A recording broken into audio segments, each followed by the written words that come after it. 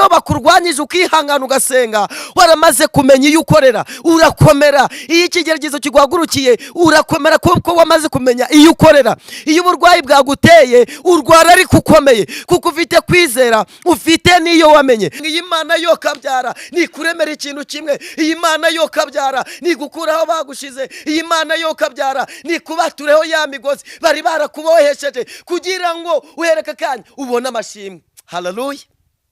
Hana yabonye amashimwe ashimiya iyamuhaye urubyaro imuha Samweli. Burya Hana yarababaye. Iyo Mana dusenga irakomeye, ni Imana itabura guseruka, ni Imana yumva amasengesho. Haleluya. Iyo Mana dusenga irakomeye. Haleluya, haleluya. Ndabashuhuze mwese abadukurikiye. Nitwa Nonzima Theogene cyangwa Profete Abidodomu. Tuje kuganira ku ijambo ry'Imana rivuga ngo hari imigozi yari kuboshe, tugiye gusenga Imana ikabohora ku buzima bwawe.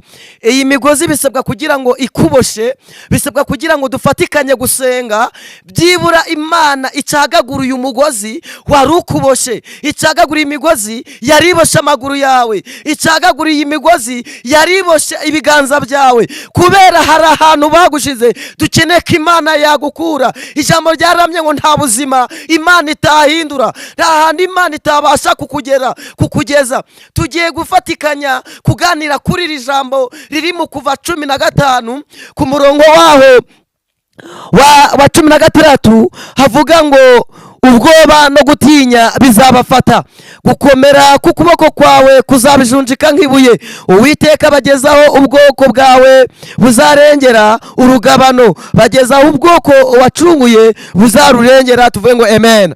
Ni ijambo rikomeye cyane rivuze ngo ubwoba no gutinya bizabafata, ariko gukomera k'ukuboko kwawe kuzabijunjika nk'ibuye. Reka tuvuge gukomera. Iyo bakurwanyije ukihangana ugasenga waramaze kumenya iyo ukorera urakomera. Iyo ikigeragezo kiguhagurukiye urakomera kuko wamaze kumenya iyo ukorera. Iyo uburwayi bwaguteye urwara ariko ukomeye kuko ufite kwizera, ufite n'iyo wamenye. Twese mureke dusenga Imana ishoboye byose. Iyi Mana narayibonye nje inkura ahantu habi, aho nari gupfa dukoze impanuka irahandenza. Hana yamukura igitangaza, asenyeraga ikintu kimwe, yarakeneye ikintu bita iki? Umwana. Hari ikintu kimwe dukere ko twafatikanya gusenga. Haleluya. Hari ikintu kimwe dukwiriye gusenyera. Bivuge ngo niba hari ikintu kimwe ufite gisaba Imana yo kabyara, gisaba Imana ifite imbaraga, gisaba Imana yakuremye, yayindi agukijije urupfu, yayindi agukuye ahandi byari bikomeye, yayindi yakurengeye. Haleluya. Cya kibazo wari ufite Imana ikakikurenza. Iyo niyo tugiye gusenga kugira ngo byibura Imana yigaragaze, byibura Imana ifite imbaraga igira ikikora. Haleluya.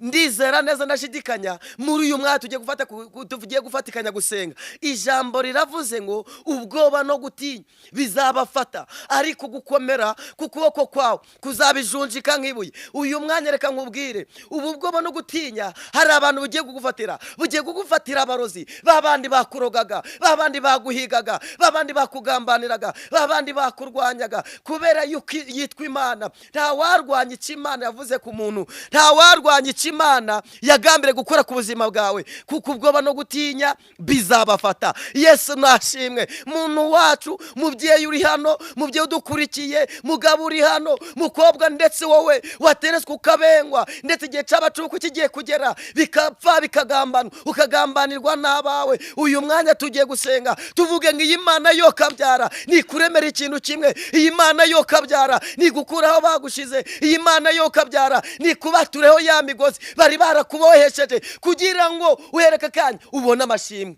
Haleluya.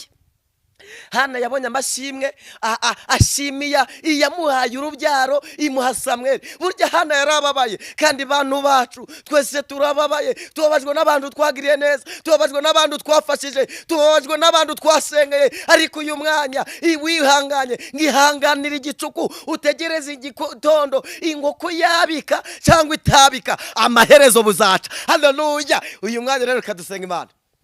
Tugiye gusenga Imana. Waba wizeye ukihanganira uyu mwanya, ahura ugapfukama tugasenga. Waba uzi neza ko Imana hari icyo ikora, ko hari aho yagukuye, hari icyo yagukoreye ubukwe. Waba uzi neza ko wakubwiye imodoka ikaba itarasohora. Waba uzi neza kuri mu ideni, iryo deni utafite ubushobozi bwo kuryishura ngo wihangane umwanya dusenge. Waba uzi ko Imana yakubwiye ubukwe bukaba butaraba, warategereje ndetse isaha yo gutabarwa ugategereza bikanga ngo dufatikanye gusenga. Ahuri pfukama, ubaha Imana dusenge. Uri Imana yacu, uri Imana yoka byara, uri Imana igira neza, uri Imana ifite imbaraga, uri Imana ifite ubushobozi. Twabonye Imana ikora kandi tuzi neza kuri umugabo wivuga. Iyo wivuze amahanga arabimenya, iyo wivuze isi yose irabimenya, iyo wivuze ikuzimu baramimenya. Uyu mwanya dukeneye uko wivuga. Wamara kwivuga abantu bagagutinya, wamara kwivuga abagukore bagasubizwa, wamara kwivuga ndetse babandi bagushatse igihe kirekire ndetse nabo bakakubona. Ngo hoganze utegeke twese hamwe udukoresha iby'ubutwari, kandi neza yawe igere ku wari ubabaye. Mbisenze mgize kuri Imana ava gusenga, ni mu izina rya Yesu Nazareti, amen. Bye bye. Yari Theogene Niyonzima, Profete Abidodomu. Mugubwe neza, muhigire isha n'ihirwe. Asante sana.